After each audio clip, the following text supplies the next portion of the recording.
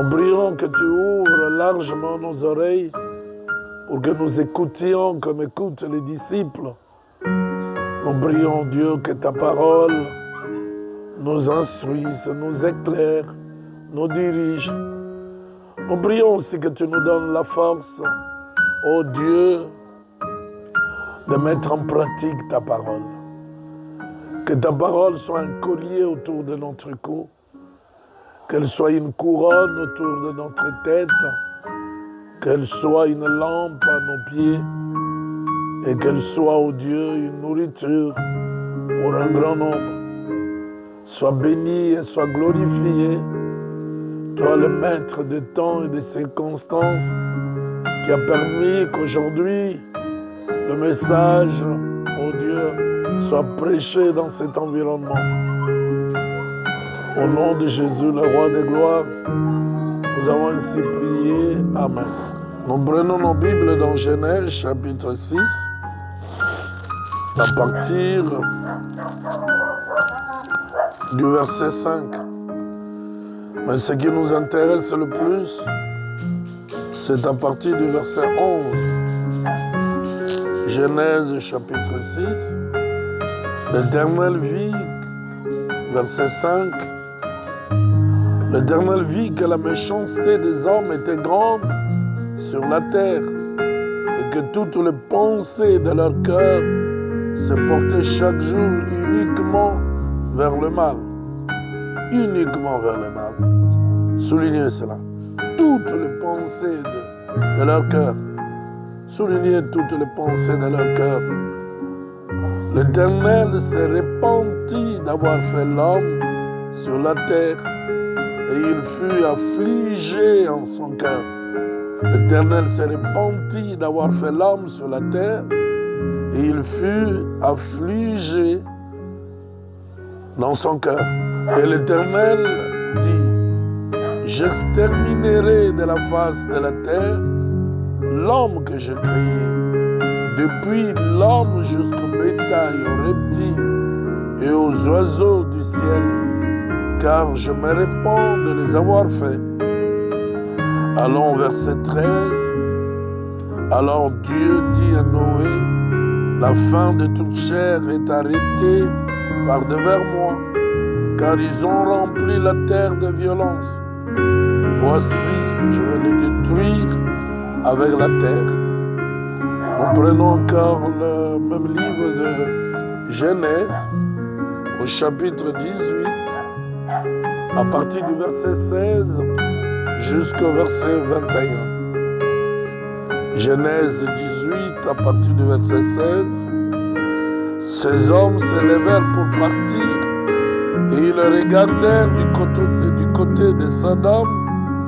Abraham alla avec eux pour les accompagner. Alors l'Éternel dit, cacherai-je à Abraham ce que je veux faire? Abraham deviendra certainement une nation grande et puissante, et en lui seront bénies toutes les nations de la terre. Car je l'ai choisi afin qu'il ordonne à ses fils et à sa maison après lui de garder la voie de l'Éternel en pratiquant la droiture et la justice, et qu'ainsi l'Éternel accomplisse en faveur d'Abraham les promesses qu'il lui avait faites. Et l'Éternel dit, les cris contre Sodome et Gomorrhe s'est accru et leur péché est énorme. C'est pourquoi je vais descendre et je verrai s'ils ont agi entièrement selon le bruit venu jusqu'à moi.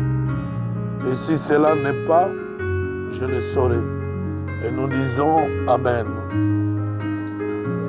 Frères, sœurs, bien-aimés, aujourd'hui nous sommes, le monde entier est dans la tourmente. Le monde entier est bouleversé.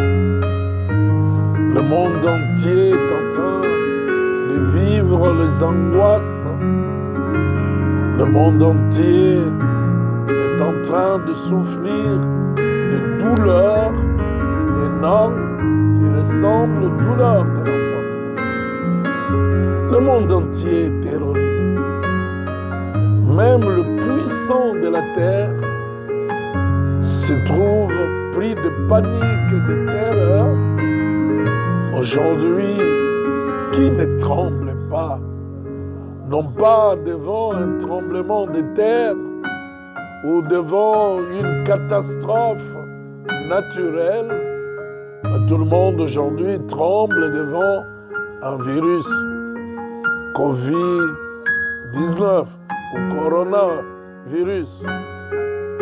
Aujourd'hui, les armes les plus sophistiquées se sont tues. Aujourd'hui, les armes bactériologiques fébriles. Aujourd'hui, les grands ne voyagent plus à travers le monde. Aujourd'hui, on s'est terré dans le bureau, ou dans la maison, ou dans le palais.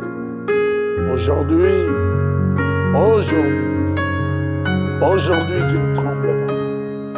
Qui ne tremble pas dans sa chambre, qui ne tremble pas dans sa maison.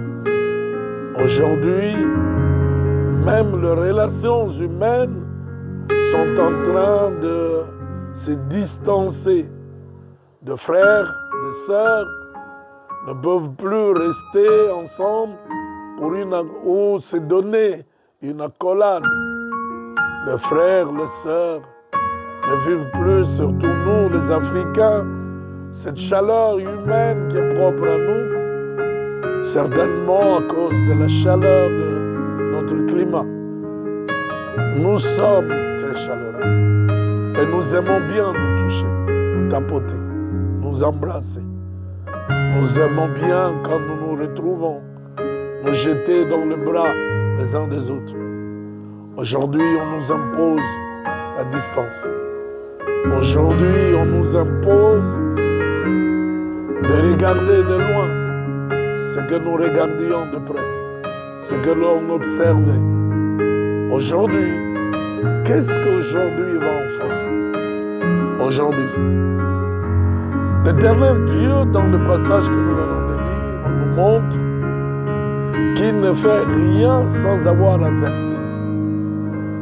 Il avertit toujours. Il avertit un homme, il avertit un peuple. Il parle aux hommes au travers de ses prophètes, de ses instruments de prédilection qu'il s'est choisis. Dieu d'amour, Dieu de miséricorde. Il nous avertit aujourd'hui que les temps sont proches, que les temps que nous vivons, ce sont des temps de douleur, des temps de douleur de l'enfantement. Aujourd'hui, Dieu nous envoie, à mon avis, un message très fort, un signal très fort, un signal qui sollicite l'intelligence de l'homme, qui sollicite le cœur de l'homme, surtout le cœur de l'homme. Un signal qui sollicite la sensibilité de l'homme. Mais combien vont rester sensibles? Combien vont trembler? Combien vont trouver le message de Dieu au travers de ces fâcheux événements qui nous frappent? Qui est celui qui va rester très sensible? Qui est celui qui va écouter comme Dieu, qui va écouter Dieu, comme Noé, comme Abraham avait écouté? Qui est celui qui va rester sensible pour écouter? Au temps de Noé, nous venons de lire que la méchanceté des hommes était grande sur la terre et que toutes les pensées de leur cœur se portaient chaque jour, soulignez cela, soulignez cela aussi, uniquement vers le mal. C'est ce que nous dit le verset 5 de Genèse 6 que nous venons de lire. Uniquement vers le mal. C'est ce que nous sommes en train de vivre aujourd'hui. Les pensées du cœur de l'homme se tournent uniquement vers le mal. Uniquement vers le mal.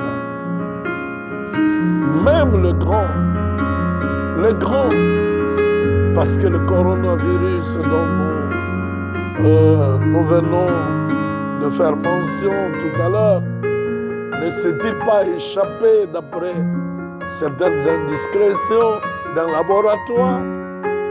Le grand, le puissant, le petit, tout le monde a le cœur tourné vers le mal. Et Dieu nous avertit. Pour moi, c'est un avertissement de Dieu. Qui va écouter Dieu aujourd'hui encore? Au verset 6 de Genèse 6, nous venons de lire que l'Éternel s'est repenti d'avoir fait l'homme sur la terre. Et il fut affligé en son cœur. Il s'est repenti. Qui doit normalement se repentir? C'est Dieu qui doit se repentir d'avoir créé l'homme, ou c'est l'homme qui doit se repentir de n'avoir pas écouté Dieu, ou de refuser d'écouter Dieu? Qui doit se repentir? Quand Dieu se repent, c'est qu'il veut détruire. Quand Dieu se repent, c'est qu'il veut agir non pas pour le bien de l'homme, mais pour son malheur. Et le coronavirus est d'un avertissement, à mon avis. Au verset 13 que nous venions de lire, il est écrit, Dieu dit à Noé, la fin de toutes choses est arrêtée par devers moi, car ils ont rempli la terre de violence. Voici, je vais les détruire avec la terre. Je vais les détruire avec la terre. C'est ce que nous vivons aujourd'hui. La terre entière est remplie de violence. Écoutez le bruit de guerre dans l'est de mon pays. Et qui tue?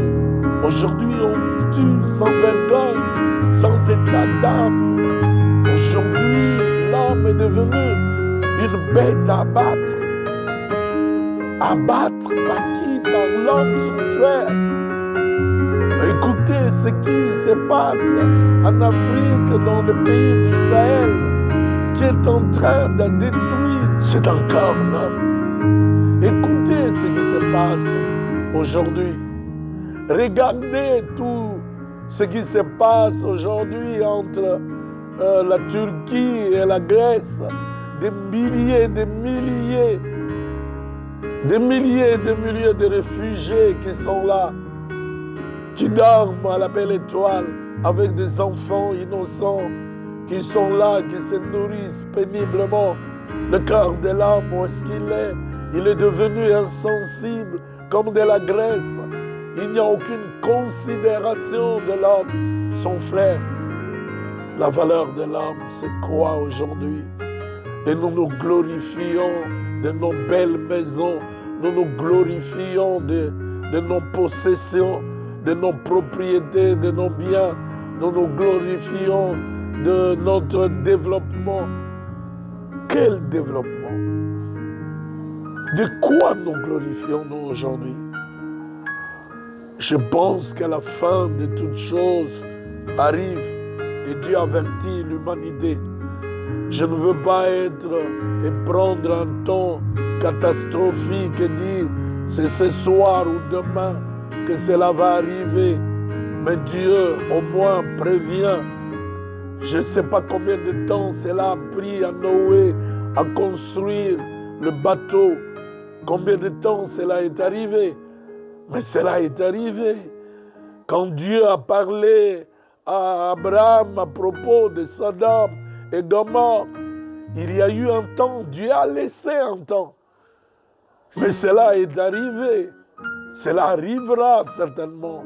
Oh, cela arrivera. Mais le malheur, c'est que plusieurs d'entre nous ne se prépareront pas. Comme aujourd'hui encore, surtout dans les pays africains et même dans les pays développés. Qui sont ceux qui se sont réellement préparés? Qui sont ceux qui se sont réellement préparés à protéger les frontières nationales, préparés à protéger leur peuple? Qui sont ceux-là qui se sont? Tout ce que l'on nous demande aujourd'hui, c'est de nous confiner dans nos maisons, c'est de rester enfermés. Il y a un mot nouveau qui est à la mode, c'est de rester à la maison. On nous demande de rester dans nos maisons. On nous confine dans nos maisons. Ça, c'est un signe que l'homme ne sait pas tout prévoir, que l'homme ne sait pas tout préparer. Et nous savons que les conséquences vont être encore plus dramatiques que l'on pourrait le prévoir. C'est pourquoi, frères bien-aimés, Dieu nous avertit.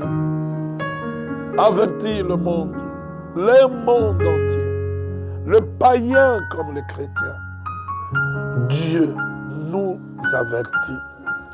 Pourquoi Dieu nous avertit-il au travers de ces tristes événements? Il nous avertit parce qu'il ne veut pas qu'on l'accuse de ne pas nous avoir donné le temps de nous préparer. Il nous accuse, il nous avertit, pour que nous ne puissions pas l'accuser de ne pas nous donner le temps de revenir à lui, de réformer nos voies, le temps de nous repentir, le temps de revenir à notre Créateur, au seul Dieu créateur, au seul Maître de l'univers. Il ne veut pas qu'on l'accuse d'avoir été injuste envers nous. Le Dieu miséricordieux, le Dieu d'amour, dans son amour infini, parce qu'il est amour, il ne veut pas que le méchant meure dans sa méchanceté. Car il n'aime pas la mort du méchant.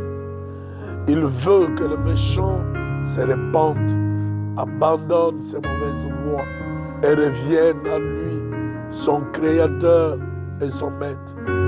Regardez, c'est Dieu, ce qu'il dit, même à Caïn. Caïn, le mal est à ta porte. Dieu a averti Caïn avant que Caïn ne commette le crime. Caïn, le mal dort à ta porte. Mais toi, domine sur ce mal. Aujourd'hui encore, Dieu invite le païen comme le chrétien à revenir à lui, le Créateur. Il veut nous donner l'opportunité de nous repentir. Au lieu que ce soit lui qui se repente, mais que ce soit nous qui nous repentions devant Dieu. Ecclésiaste chapitre 1er, versets 9 à 11, nous dit ceci. Ce qui a été, c'est ce qui sera. Et ce qui s'est fait, c'est ce qui se fera. Il n'y a rien de nouveau sous le soleil. Je reprends le verset 9. Ce qui a été, c'est ce qui sera. Et ce qui s'est fait, c'est ce qui se fera. Il n'y a rien de nouveau sous le soleil. Le verset 10, lui nous dit, s'il est une chose dont on dise, voici ceci, c'est nouveau, cette chose existait dans les siècles qui nous ont précédés. On ne se souvient pas de ce qui est ancien.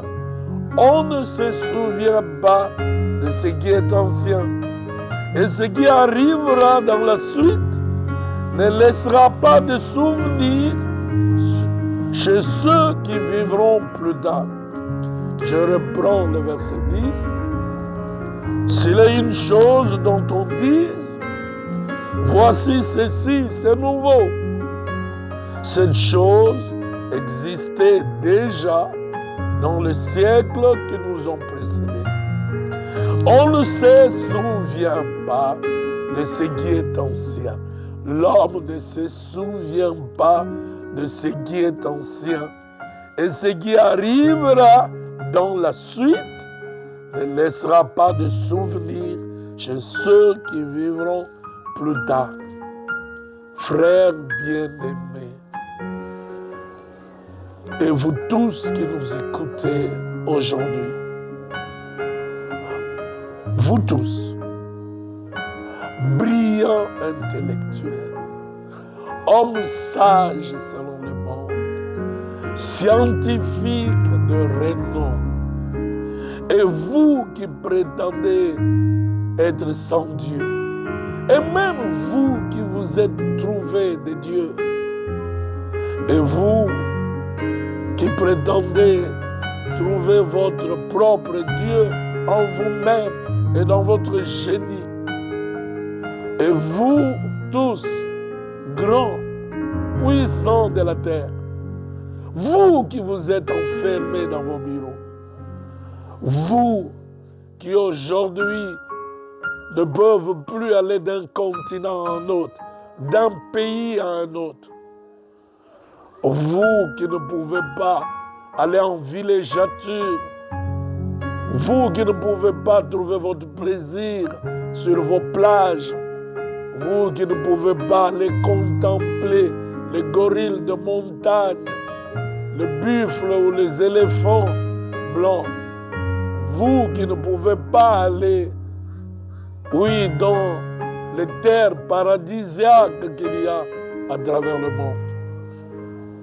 Je reprends ces gars, un sage comme vous, un homme intelligent s'il en était, un Salomon, l'homme vers qui courait le monde entier pour écouter la sagesse d'un niveau très élevé.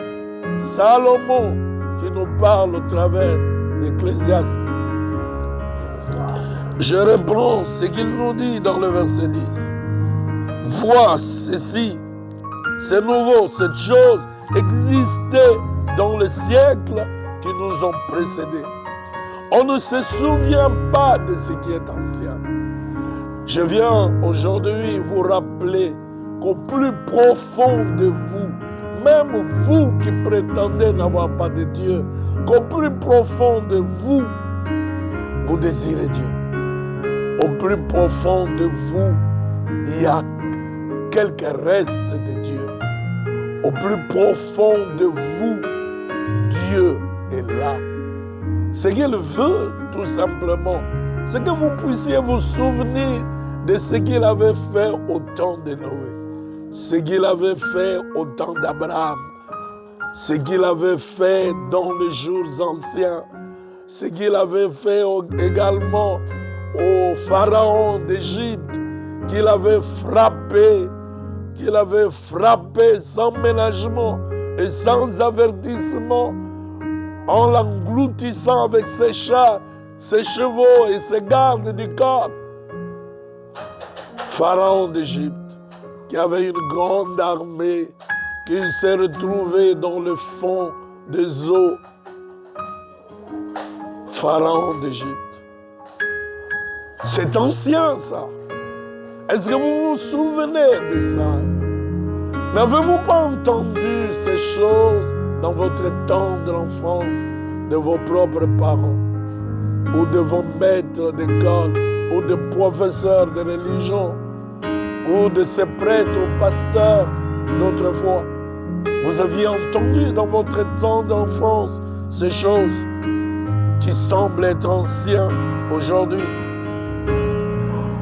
Mais ce qui était ancien, Dieu l'a voulu pour notre instruction.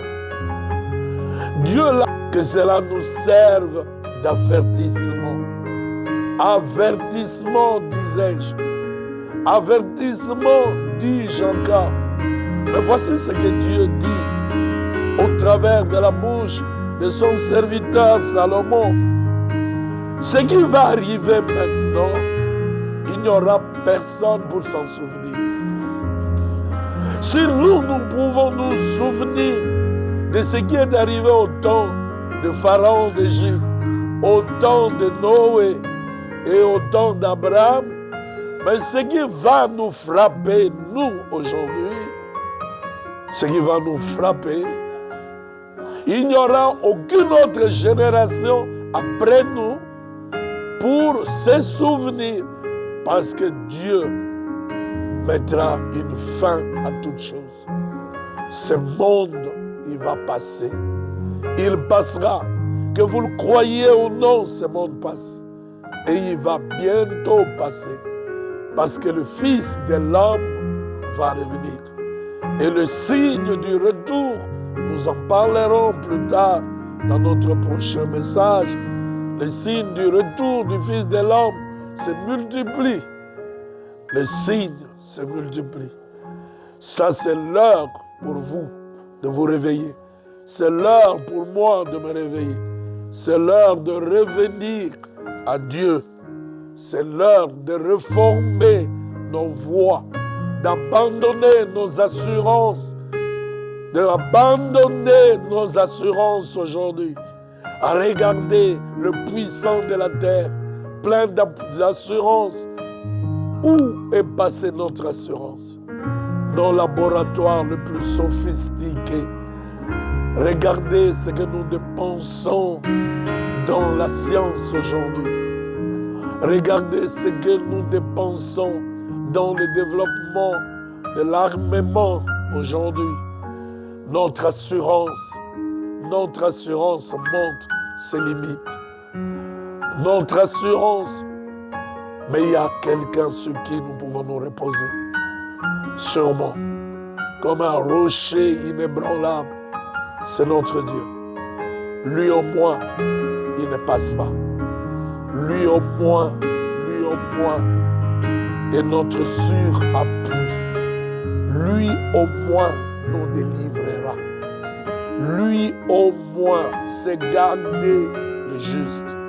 C'est garder ceux qui le craignent. Ceux qui ont appris à revenir de tout leur cœur à lui. Qui ont appris à reposer leur confiance, non pas dans les possessions, dans les propriétés. Aujourd'hui matin, ma femme et moi, on rit un peu dans notre chambre.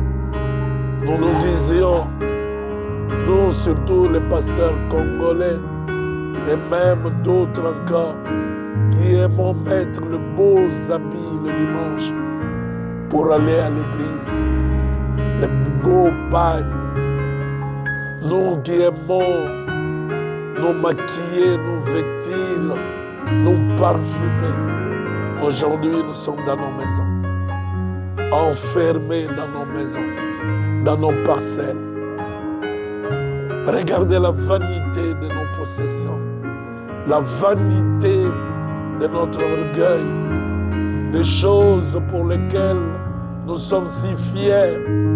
Nous voulons que les gens aient le regard sur nous. Aujourd'hui, c'est enfermé dans nos garde-robes, dans nos valises. Aujourd'hui, très peu de gens vont se parfumer, vont se maquiller, parce que le coronavirus va servir d'avertissement. Un grand nombre, frères bien-aimés, vous qui écoutez ce message, comme moi-même du reste, c'est un message d'interpellation, mais aussi un message d'invitation à chacun de nous de reformer ses voies et de revenir à son premier amour, à son Seigneur et à son Maître, lui qui sait garder nos âmes en sécurité. Il nous gardera. Parce que regardez, même si la mort doit arriver, regardez l'assurance des apôtres qui allaient vers la mort, sans crainte, qui ont affronté la mort sans tremblement, parce qu'ils savaient, entre les mains de qui ils ont reposé leur confiance. Regardez les martyrs qui ont accepté d'être brûlés, d'être pendus, sciés, parce qu'ils ont l'assurance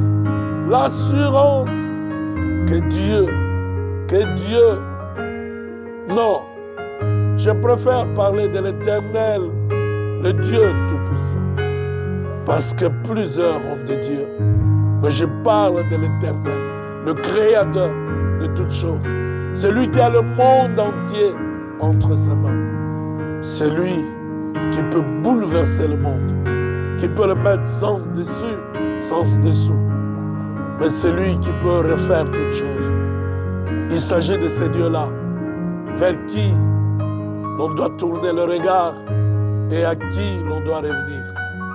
Parce que lui, au moins, il nous gardera. Que Dieu vous bénisse.